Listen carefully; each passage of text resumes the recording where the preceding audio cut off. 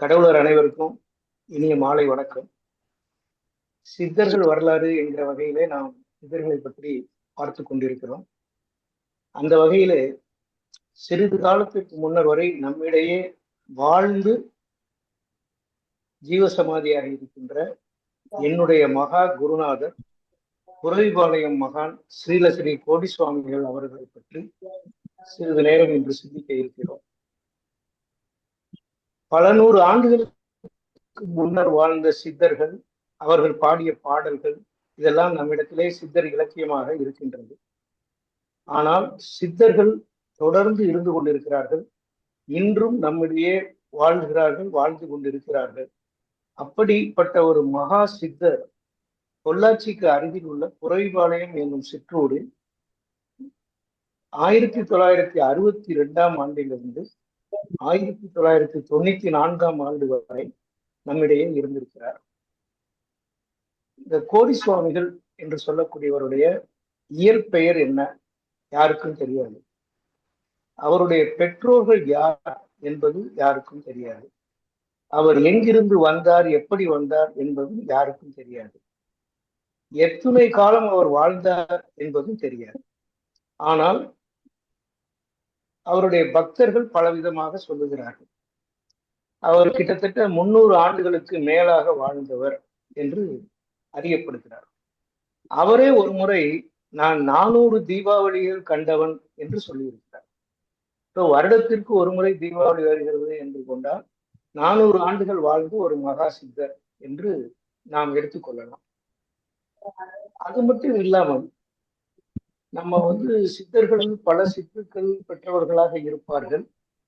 அவர்களை நாம் நேரடியாக பார்த்தது இருக்காது. இப்ப உதாரணமாக கோரக்க சித்தர், சிவவாக்கியர், இவர்களது மற்ற அதே போல 18 சித்தர்களை அவர்களது பாடல்கள் மூலமாக, வேறு இருக்கின்ற பழையகால தரவுகள் மூலமாக நாம் பார்க்கின்றோம்.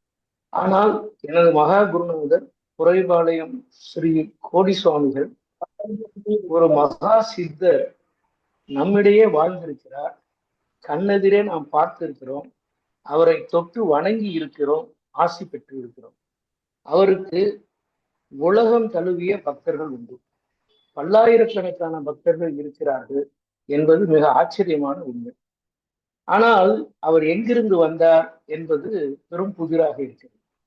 ஆனால் ஒரு சில குறிப்புகள் சொல்லுவது என்னவென்றால், அவர் ஈரானிய அரச குடும்பத்தில் பிறந்தவர் என்று சொல்லப்படுகிறது. அந்த அரச குடும்பத்திலே அவர்களுக்குள்ளே நேர்ந்த தகராறு, சண்டையில் மனம் வெறுத்து அங்கிருந்து அவர் வெளியேறியதாக சொல்லப்படுகிறது. ஆனா இதுக்கெல்லாம் சான்றுகள் கிடையாது, இது செவிவழி செய்தி. அப்படி வந்தவர் இமயமலை சாரலிலே தவம் பண்ணியிருக்கிறார் என்று நம்பப்படுகிறது. திருவாளர் கீவா ஜெகநாதன் அவர்கள் சுவாமிகளோட பக்தர்களில் ஒருவர். அவரை பலமுறை நேரில் பார்த்து தரிசித்தவர். அவருடைய குறிப்பு என்ன என்றால், கோடி சுவாமிகள் ஒரு சுபி மகான் வகையை சேர்ந்தவர் என்று அவர் ஒரு முறை சொல்லியிருக்கிறார். இதே போல அவர் கல்கத்தாவில் உள்ள தெருக்களின் பெயர்களையும் சிக்காகாவில் உள்ள இடங்களை பற்றியும் தெளிவாகவும் அவர் சொல்லி இருக்கிறார். பல மொழிகளை அவர் அறிந்திருக்கிறார். ஆக அவர் எங்கெங்கெல்லாம் இருந்தாரு போனாரு அப்படிங்கிறது ஒரு புதிராக இருந்தாலும் 1962 குரவிபாளையத்தில் இருக்கிறார். அதற்கு முன்னர் தனுஷ்கோடியில் அவர் தவம் செய்திருக்கிறார். ஒத்த காலில், அதாவது தனுஷ்கோடி இப்ப அழிஞ்சிருச்சு, அழிகிறதுக்கு முன்னால புனித அந்தோனியார் ஆலயம் அங்கு இருந்தது கடற்கரையில். அந்த ஆலயத்திற்கு எதிராக அவர் ஒற்றை காலில் தவம் செய்ததை நிறைய பக்தர்கள் பார்த்திருக்கிறார். ஆகையினால நமக்கு இருக்கிற வரலாறு தொடர்ச்சியாக இருப்பது அந்த தனுஷ்கோடியில் அவர் தவம் பண்ணும்போது 2ஆம் உலகப் போர் நடைபெற்றுக் கொண்டிருந்த பொழுது ஒரு சப் இன்ஸ்பெக்டர் வரதராஜுலு என்று சொல்லக்கூடிய ஒரு அன்பர் அவரை பார்த்து அவருடைய ஆசி பெற்று அவரை தனது இல்லத்திற்கு அழைத்து வந்தார். அதன் பின்னர் அவர் தனுஷ்கோடியை விட்டு வெளியேறி தமிழ்நாட்டின் பல பகுதிகளுக்கு சென்று பக்தர்களின் வீட்டில் தங்கியிருக்கிறார்.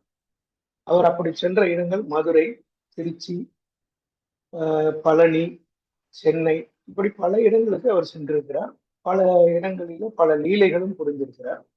சிறிது சாரி சிறிது காலம் திருச்சியில் ரயில் நிலையத்திற்கு அருகில் உள்ள ஒரு அனுமார் கோவிலில அவர் தவமணி இருந்திருக்கிறார். அப்ப நிறைய பக்தர்கள் அவரை போய் பார்த்திருக்கிறார்.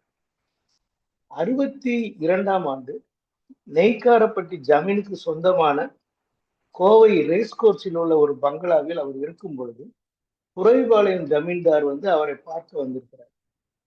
அப்போ நான் உன்னிடத்திற்கு வருகிறேன் அப்படின்னு சொல்லிட்டு அவரே இறங்கி அவரோட புரவிபாளையம் ஜமீன்தாரோட கார்ல முன் சீட்ல உட்காந்துட்டார். அப்படி அவர் புரவிபாளையம் ஜமீனுக்குள்ள போன உடனே மாடியில் சென்று ஒரு சிறிய அறை அங்கு உள்ளது. அவருக்கு அந்த அரண்மனை ஏற்கனவே பழக்கமாக உள்ளது போல அவர் விறுவிறு என்று ஏறி சென்று அங்கே தங்கியிருக்கிறார். அப்பொழுது அவர் சொன்ன பொன்மொழி, ஏறத்தாழ 200 ஆண்டுகளுக்கு முன் நான் இங்கே வந்திருக்கிறேன். என்னை மிகவும் நன்றாக கவனித்துக் கொண்டார்கள், என் மீது பக்தி செலுத்தினார்கள், ஆகையினாலே நான் திரும்பவும் இங்கே வந்திருக்கிறேன் என்று சொல்லி அங்க சின்ன ரூம்ல இருப்பாரு. அதுக்கு முன்னால ஒரு சின்ன தாழ்வாரம் இருக்கும். அந்த தாழ்வாரத்துலதான் பக்தர்களுக்கு எல்லாம் அவர் தரிசனம் கொடுத்தார். அப்படிப்பட்ட இதுல 200 ஆண்டுகளுக்கு முன்பே வந்ததுல இந்த இடத்துல இந்த மரம் இருந்தது, அது இப்ப இல்லையா அப்படின்லாம் கேட்டிருக்கு. அது ஒரு ஆச்சரியமான சம்பவமாக பார்க்கப்படுது. இந்த புரவிபாளையம் கோடி சுவாமிகளுடைய ஒரு பெரும் சிறப்பு என்ன அப்படின்னு சொன்னா, நான் ஏற்கனவே சொன்ன மாதிரி பல பக்தர்களின் வீடுகளில் அவர் போய் தங்கியிருக்கிறார். அதன் மூலமாக நிறைய பக்தர்கள் அவரை உள்ள அன்போடு பூஜித்து வழிபட்டு வந்திருக்கிறார். அப்படி இருந்ததுல சென்னையில இருக்கும்போது வக்கீல் ஏகாம்பரம் என்பவரோட வீட்டில் தங்கியிருக்கிறார். இந்த வக்கீல் ஏகாம்பரம் ஆக்சுவலா அவர் பாடகச்சேரி ராமலிங்க சுவாமிகளோட சீடரும் கூட. அவருடைய குறிப்பு என்னன்னா, வள்ளலார் ராமலிங்க அடிகள், பாடகச்சேரி ராமலிங்க சுவாமிகள், புரவிபாளையம் கோடி சுவாமிகள், இவர்கள் எல்லோரும் ஒரே வகையிலே ஒன்றாக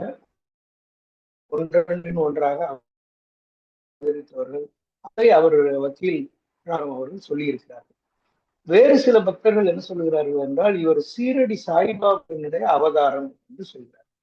அப்படி சொல்வதற்கு காரணம், வரதராஜலு என்று சொல்லக்கூடிய இந்த போலீஸ்ல வேலை பார்த்தவர் உலக போரின் போது மண்டபம் ரயில் நிலையத்திலிருந்து தனுஷ்கோடி ரயில் நிலையம் வரை அவருடைய கட்டுப்பாட்டில் இருந்திருக்கிறது. அது போர்க்காலமாக இருந்ததுனால பாதுகாப்பு கருதி அவர் அடிக்கடி மண்டபத்திலிருந்து தனுஷ்கோடிக்கு சென்று வருவார். அப்படி சென்று வரும்போது ஒரு முறை அவர் ஒரு நம்ம புனித அந்தோனியார் ஆலயத்துக்கு முன்னாலே இவர் தவம் பண்ணிட்டு இருக்கிறத பார்த்து பக்கத்துல போய் இவரை பார்த்த பொழுது மிகப்பெரிய ஆச்சரியம் அவருக்கு. என்ன ஆச்சரியம் என்று சொன்னால், சில மாதங்களுக்கு முன்னால், சில ஆண்டுகளுக்கு முன்னால் அவருக்கு ஒரு கனவு தோன்றியது. அவருக்கு 4 பெண் குழந்தைகள், 5வது அவர் மனைவி கருவுற்று இருக்கிறார். அப்போ சீரடி சாய்பாபா இவரோட கனவுல மல்லிகை பூவை கொடுத்து இதை பத்திரமா வச்சுக்கோ அப்படின்னு சொல்லிட்டு, நீ உன்னோட சிவப்பு துண்டை என்னிடம் கொடுத்து விடு, நாம் தெற்கில் சந்திப்போம். இந்த கனவு அவருக்கு வரும்போது அவர் திருவாரூர்ல வேலை பார்த்துருக்கு. சோ அந்த கனவில் அதே உருவம் சீரடி பாபான்னு சொல்லிட்டு வந்தாலும் அந்த உருவம் இப்ப கோடி சுவாமிகளோட உருவம் அப்படியே ஒத்து போகுதுன்னு பார்த்து அவர் ஆச்சரியப்படுறாரு. ஆச்சரியப்பட்டுதான் அப்புறம் அவர் தன்னுடைய இல்லத்திற்கு கூப்பிட்டு அவரோட வீட்டுல ஒரு வாரத்துக்கு மேல இருந்து சுவாமிகள் அதுக்கப்புறம் பல இடங்களுக்கு போறாங்க. ஆகையினால சீரடி சாய்பாபாவின் அவதாரம் அவர் என்பது இந்த வரதராஜலுடைய குறிப்பு. ஆனா வரதராஜலு தான் சுவாமிகள் ரொம்ப அன்பாக என்னை கண்டவன் அப்படின்னு சொல்லி அவர் மூலமா தான் அவர் நிலப்பகுதிக்குள்ள வர்றதை பெருமையா சொல்லுவாரு வர சில பக்தர்கள். அதே நேரத்துல அவர் வள்ளலார் ராமலிங்க அடிகள், பாடகச்சேரி ராமலிங்க சுவாமிகள், இவர்கள் அடிதற்றி வந்தவர் கோடி சுவாமிகள் அப்படின்னு சொல்லி அவரோட தீவிர பக்தரான வக்கீல் ஏகாம்பரம் சென்னையில் இருக்கின்றவர் சொல்லியிருக்கிறார். இப்படி இது மட்டும் இல்ல, பார்க்கிறவங்களுக்கு எல்லாருக்குமே அவரவர்களுக்கு இஷ்டப்பட்ட தெய்வமாக காட்சியளிச்சு. சில பேர் இவர் இயேசு அவதாரமா எனக்கு தெரிகிறாருன்னு சொல்லியிருக்கிறாங்க. சீரடி சாய்பாபா வரலாறு இந்த மாதிரி வரும். விட்டு சுவாமிகளோட அவதாரம், பாண்டுரங்கனோட அவதாரமா வந்திருக்காரு அப்படின்லாம் சொல்லுவாங்க. சோ இதுல இருந்து என்ன தெரிகிறது என்று சொன்னால், சித்தர்கள் என்பவர்கள் சித்தத்தை வென்றவர்கள், ஆசைகளை அடக்கி வந்தவர்கள், அஷ்டமா சித்திகளை பெற்றவர்கள். ஆகையினால அவர்களுக்கு அந்தந்த பக்தர்களுக்கு உரிய தொனியிலே காட்சி கொடுப்பதிலே வல்லவர்கள் என்பது தெரியும். இந்த இடத்துல நான் ஏற்கனவே நான் சொன்ன மாதிரி என்னுடைய மகா குருநாதர் அப்படின்னு கேட்டிருக்கேன். அதுக்கு நான் கொஞ்சம் சொல்லி வரேன். அதுக்கு முன்னால சுவாமிகளோட பெருமைகளை பற்றி சொல்லும் பொழுது அவர் வந்து ஒரு மாபெரும் தேவி உபாசகர் என்று சொல்பவர்களும் உண்டு. நாடி ஜோதிடத்துல அப்படித்தான் வந்திருக்கு. பெங்களூர்ல மீனாட்சி நாடி ஜோதிடத்துல சொல்லப்பட்டிருக்கிற குறிப்பு என்ன என்றால், இவர் ஒரு பெரும் தேவி உபாசகர். பொதுவாகவே தேவி உபாசகர்களுக்கு வந்து இருக்கக்கூடிய அருள் சக்தி அளப்பரியது. அப்படிப்பட்ட சக்தியை கொண்ட கோடி சுவாமிகள் இரு மலை துளிகளுக்கு இடையே இருக்கக்கூடிய அந்த கேப்ல டிராவல் பண்ண முடியும். இடைவெளி, அந்த இரு மலை துளிகளுக்கு இடையே இருக்கக்கூடிய இடைவெளியில் பயணிக்கக்கூடிய ஆற்றல் பெற்றவர் கோடி சுவாமிகள். அப்படின்னா நம்ம சுவாமிகளோட ஆற்றலை, அவருடைய அளப்பரிய சக்தியை நாம் புரிந்து கொள்ளலாம். இதுல இருந்து என்ன தெரியுது அப்படின்னா, அவரோட சக்தியை ஒரு துளிதான் அவர் வந்து வெளியில காட்டியிருக்கார். வெளியில காட்டாம அவர் செய்த பணிகள் அதிகம். நான் ஏற்கனவே சொன்ன மாதிரி உலக அளவுல பல்லாயிரக்கணக்கான பக்தர்கள் அவருக்கு இருக்கிறாங்க. உண்மையாக நம்பி அவரை சரணடைந்தவர்கள் எல்லோருமே வாழ்க்கையில் பலன் பெற்றவர்களாக, பயன் பெற்றவர்களாக, ஆன்மீக அறிவு பெற்றவர்களாக திகழ்ந்திருக்கிறார். ஸ்பெயின்ல இருந்து ஒரு கப்பல் வருஷ வருஷம் வந்து அவர் தரிசிக்க வந்திருக்காங்க. அவர் பேர் வந்து ஃப்ரண்ட் லைன் நினைக்கிறேன், எக்ஸாக்டா. அவருடைய மனைவியும் ஒரு வருஷத்துல கிட்டத்தட்ட 6-7 மாசம் பொள்ளாச்சியில ஒரு ஹோட்டல்ல ரூம் எடுத்துட்டு சைக்கிள்ல வந்து, ஆனா மேக்சிமம் டைம் வந்து சுவாமிகிட்ட தான் இருப்பாங்க. அப்படி அவர் ஆட்சியை கொண்டவர்கள் வந்து நிறைய பேர் இருக்கிறாங்க. இப்படிப்பட்ட ஒரு மகா சக்தி கொண்டவர் 1962 புறவிபாளையத்துல போய் அமர்ந்தவர். அதன் பின்னர் கீழே வரவே இல்லை. 1994 அக்டோபர் 11ஆம் நாள் அவர் ஜீவ சமாதி அடைந்தார். அதுக்கப்புறம் தான் அவரோட பூத உடலை கீழே கொண்டுட்டு வந்து அந்த புறவிபாளையம் ஜமீன் அரண்மனையை ஒட்டி இருக்கக்கூடிய மைதானத்துல அவரை வந்து ஜீவ சமாதி செய்கிறாங்க. ஆனால் அவர் கீழே வரவில்லை என்றாலும் அவருடைய பக்தர்களுக்கு பல இடங்களில் பலவிதமாக தரிசனம் கொடுத்திருக்கிறார். உதாரணமா பழனிக்கு பாத யாத்திரை போன ஒரு சில பக்தர்களுக்கு அவர் காட்சி கொடுத்ததாக அந்த பக்தர்கள் சொன்னது. இப்ப இதுல ஒரு சிறப்பு என்னன்னா, இப்ப நான் சொல்லக்கூடிய விஷயங்கள் எல்லாமே நம் கண் முன்னே நடந்த வரலாற்று உண்மைகள். இது வந்து நம்ம செவி வழியா கேட்கக்கூடிய செய்திகள் அல்ல. அந்த பாத யாத்திரை போனதுல உள்ள பக்தர்கள் இருவர் வந்து நம்ம நடராஜன் நினைக்கிறேன் அவரோட பேரு, மாலை முரசு நிருபராக அவர் வந்து 1990களின் பின்பகுதியில சுவாமிகிட்ட உத்தரவு கேட்டு சுவாமிகளை பற்றி நான் கட்டுரைகள் எழுத விரும்புறேன்னு சொல்லி, அது வரைக்கும் அவர் வந்து மீடியாவுக்கெல்லாம் இன்டர்வியூ கொடுக்குறதோ கட்டுரை கொடுக்குறதோ எதுவுமே கிடையாது. ஆனா 1991 92 வாக்குல நீ இந்த நடராஜனுக்கு வந்து அனுமதி கொடுத்ததுனால அவர் வந்து சுவாமிகளோட பக்தர்கள் எங்கெங்கெல்லாம் இருக்கிறார்கள்னு போய் ஒவ்வொருத்தரையும் பார்த்து பார்த்து வார வாரம் வந்து கட்டுரை எழுதிட்டு வந்திருக்கிறாரு மாலை முரசுல. அது குறிப்புகளா நமக்கு இன்னைக்கும் அவைலபிளா இருக்கு. அதை அவர் வந்து தொகுத்து ஒரு புத்தகமாக வெளியிட்டிருக்காரு. அந்த புத்தகத்தை படிக்கிற பொழுது சுவாமிகளோட லீலைகள், அவருடைய ஆசி கொடுத்த தன்மைகள், அவருடைய முக்காலமும் உணர்ந்த ஞான திருஷ்டி இருக்கக்கூடிய நிலை, இது எல்லாமே நமக்கு வந்து ஆச்சரியத்தை அளிக்கக்கூடிய விஷயம். நம் காலத்திலே நம்மிடையே இப்படி ஒரு பெரிய மகான் வாழ்ந்திருக்கிறார் என்பது பெரிய சிறப்பாக பெருமையாக நாம் கொள்ளலாம். இதுல இன்னொன்று என்னன்னா, மாவட்ட நீதிபதியாக பாலராமையான்னு ஒருத்தர் கோயம்புத்தூர் மாவட்ட நீதிபதியாக பணியாற்றி இருக்கிறார். அவர் வந்து சிறந்த சித்த மருத்துவரும் கூட. சித்த மருத்துவம் சம்பந்தமாக சில புத்தகங்களும் அவர் எழுதியிருக்கிறார். அது மட்டும் இல்லாம அவருக்கு வந்து கருணாகர சுவாமிகள் என்பவர் அவரோட குருவா இருந்திருக்கிறாரு. ஆகையினால அவருக்கு இந்த சித்தர் வழிபாடு, சித்தர் ஆராய்ச்சியில ஒரு பெரிய ஈடுபாடு உண்டு. அப்படிப்பட்டவர் சுவாமிகளை பற்றி கேள்விப்பட்டு சுவாமிகளை வந்து ஒரு அறையில் இருக்க சொல்லி அந்த அறைக்குள்ள வந்து மிளகாய் தூளை வந்து போட்டு ஒரு 4 புறம் உட்கார வச்சிருக்காரு.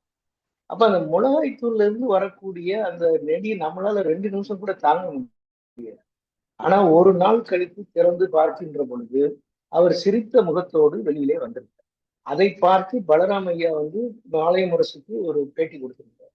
ஆகையினால இன்று இருக்கக்கூடிய சித்தர்களிலே மிக சிறந்த சித்தராக நான் கோடி சுவாமிகளை கருதுகிறேன் அப்படின்னு சொல்லி அதுவும் நமக்கு வந்து அந்த பேப்பர்ல பப்ளிஷ் ஆகும். இதை விட இன்னொரு அற்புதம் என்னன்னா, சித்தர்கள் வந்து நவகண்ட யோகம் அப்படின்னு சொல்லி அவங்க ஒரு அந்த யோகம் செய்வாங்க. யோகாசன முறையில நவகண்ட யோகம். அந்த நவகண்ட யோகத்துல வந்து தன்னுடைய உடல் பாகங்களை எல்லாம் பிரித்து போட்டு விடுவார். அப்படி பிரித்து போட்டுட்டு திரும்ப வந்து அவங்க அந்த பாகங்களை எல்லாம் சேர்த்து ஒண்ணா வந்துருவாங்க. அந்த யோகத்திலும் கரை கண்டவர் தேறியவர் அப்படின்னு சொல்லப்படுது. இத புறவிபாளையம் ஜமீன்தார் வந்து சுவாமியை பார்க்க போகும்போது அந்த அறையில வந்து அவர் நவகண்ட யோகத்துல இருந்திருக்கிறாரு. அதை பார்த்து பயந்துட்டாரு. ஐயோ சுவாமிகளுக்கு ஏதோ ஆயிடுச்சு கொண்டிருக்கு, இப்ப யாரோ வந்து அவரை இது பண்ணிட்டாங்க கொண்டிருக்குன்னு சொல்லி பயந்து ஓடி போயிட்டு என்னாச்சுன்னு தெரியலையேன்னு சொல்லி திரும்ப 1 மணி நேரம் 2 மணி நேரம் கழிச்சு மேடையில போய் பார்க்கும்போது அங்க கட்டில் மேல லிங்க வடிவுல ஒரு இது சுவாமிகள் தன்னை லிங்க வடிவத்துக்கு ஆட்படுத்தி கொண்டு இருந்திருக்கிறார். இதையெல்லாம் பார்த்து அவர் உண்மையிலேயே பயந்துட்டார் பண்ணிட்டாரு. அப்புறம் அடுத்த நாள் சுவாமிகிட்ட கேட்டிருக்காரு, சுவாமி இந்த மாதிரி அவர் ஒண்ணுமே பதில் சொல்லாம சிரிச்சாராம். அப்படியா, சரி உனக்கு இப்ப என்ன ஆசை அதை சொல்லு அப்படின்னு கேட்டிருக்காரு. அப்ப ஜமீன்தார் சொல்லியிருக்காரு, எனக்கு இறந்து போன அம்மா மேல எனக்கு ரொம்ப பாசம், நான் அவங்கள பார்க்க விரும்புகிறேன். அப்படியா, சரி அப்ப நீ அந்த ரூம்குள்ள போ அப்படின்னு சொல்லியிருக்காரு. ரூம்குள்ள போனா அங்க வந்து அந்த கட்டில்ல அவங்க அம்மா வந்து உயிரோட உட்கார்ந்துருக்காங்க. உயிரோட உட்காந்துருக்கிற அம்மாவை ஆசையா போய் பார்த்து பேசுறதுக்கு இல்லாம இவர் பயந்து போய் வெளியில வந்துட்டாரு. நேச்சுரல். ஏன்னா இறந்து போன அம்மா வந்து இப்ப உயிரோட இருக்காங்களே அப்படின்னு பார்க்கிற பொழுது அதை பார்த்து அவர் பயந்து வெளியில வந்துட்டு கொஞ்ச நேரம் மூச்சு பேச்சே இல்லாம அப்படியே இருந்திருக்கிறார். அதை பார்த்து அவர் வந்து சுவாமியினுடைய ஆற்றல் ஏற்கனவே தெரியும்னா கூட அவங்களுக்கு அது ஒரு பெருமை மிகுந்த விஷயமும் கூட. ஏன்னா ஒரு சாதாரண ஜமீனை வந்து ஒரு பெரிய ஆலயமாக, அருளாற்றல் நிறைந்த இடமாக, ஆன்மீக கடல் ஆக மாற்றிய பெருமை குறைவாளையம் கோடிசுவாமிகளுக்கு தான் உண்டு. அப்படிப்பட்ட பெருமையை தனக்கு கொடுத்தவர்கிற ஒரு மரியாதையும் மதிப்பும் அவருக்கு எப்பயுமே உண்டு. அந்த இடத்துல இவர் வந்து காட்டின நேரடி லீலையை கண்டு அவர் பயந்து விட்டாருன்னு சொல்லி அந்த புத்தகத்துல குறிப்பு சொல்றாங்க.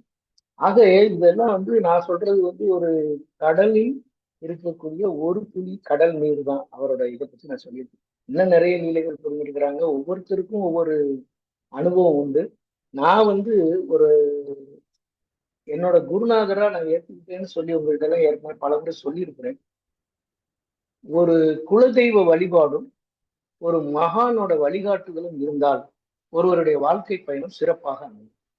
நல்ல வாழ்க்கையாக, பயனுள்ள வாழ்க்கையாக, நிம்மதியான வாழ்க்கையாக, மன அமைதியுடைய வாழ்க்கையாக அமைய வேண்டும் என்றால் குலதெய்வ வழிபாடு முக்கியம். அதோடு கூட ஒரு மகான் அல்லது சித்தரோட வழிகாட்டுதல் நமக்கு இருக்கணும். அதுக்காக வேண்டி ஒரு குரு வேணும்னு சொல்லிட்டு நான் வந்து 1990கள்ல இருந்தே தேடிட்டு, சாரி 1980கள்ல இருந்து தேடிட்டு இருந்தோம். பல பேரை நான் நினைச்சு போகும்போது ஒன்றும் வாய்க்கல. ஆனா 1992 மே முதல் வாரத்தில், எந்த நாள்னு எனக்கு எக்ஸாக்டா ஞாபகம் இல்லை, அப்ப போய் ஒரு நண்பர் சொன்னதன் மூலமாக நாங்க ஒரு 4 பேர் நண்பர்கள் போய் சுவாமிகளை பார்க்க போனோம்.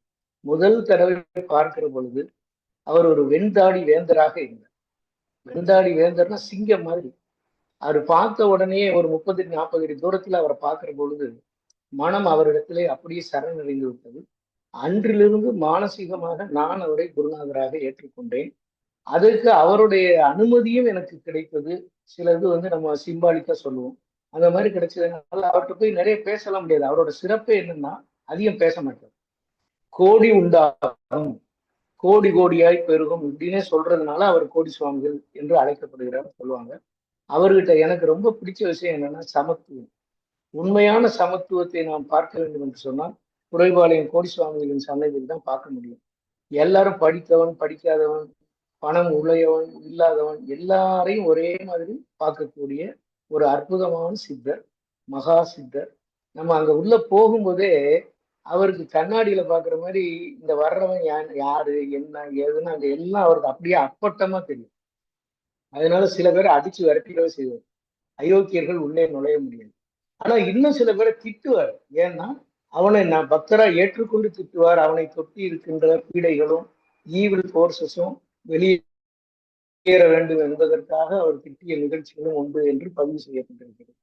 ஸோ நம்ம வாழ்நாளிலே இப்படிப்பட்ட ஒரு மகா சித்தரை பார்த்து நான் மே 1992 இருந்து அக்டோபர் 1994 அவர் ஜீவசமாதியான நாள் வரை அந்த 2 ஆண்டுகளில் பல முறை சென்றிருக்கிறேன். எத்தனை முறை என்று நினைச்சதில்லை.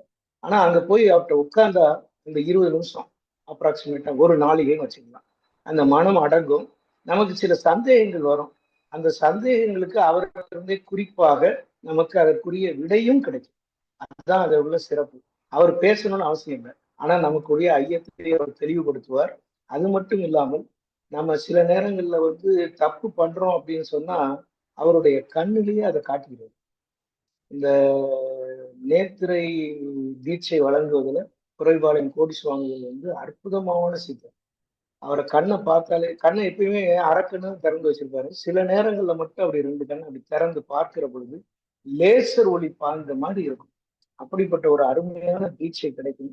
அந்த தீட்சை கிடைக்க கிடைக்க நமது தீய எண்ணங்கள் எல்லாம் ஒளிந்து நல்ல எண்ணங்கள் மனதிலே மலர்ந்து நமக்கு வேண்டிய சிந்தனை தெளிவு கிடைக்கும்.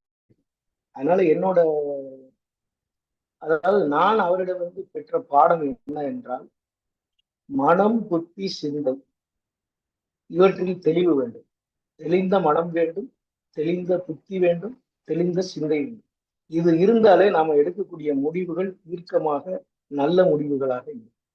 அதே மாதிரி அன்றாட வாழ்வில் நாம் கடைபிடிக்க வேண்டியவை நீதி, நேர்மை, நாணயம். நீதி என்று சொல்லுகின்ற பொழுது அறவழியை பின்பற்ற வேண்டும், பிறரை ஏமாற்றக்கூடாது, பிறருக்கு வஞ்சனை செய்யக்கூடாது, நேர்மையாக இருக்க வேண்டும். அதே மாதிரி நாணயமாக நாம் கொடுத்த வாக்கை காப்பாற்றக்கூடியவர்களாக நம்மளுடைய சொல்லிலும் செயலிலும் நாணயத்தன்மை இருக்க வேண்டும். எல்லாவற்றிற்கும் மேலாக வாழ்க்கையிலே நாம் சிறப்பாக பயணமடைய செய்ய வேண்டும் என்று சொன்னால் தேவை தன்னம்பிக்கை. அந்த தன்னம்பிக்கை தான் நம்ம உயர்த்தக்கூடியது. எந்த சூழ்நிலையிலையும் நம்பிக்கை இழக்கக்கூடாது. எந்த சூழ்நிலையிலும் நம்பிக்கை இருந்தால் நிச்சயம் வெற்றி உண்டு.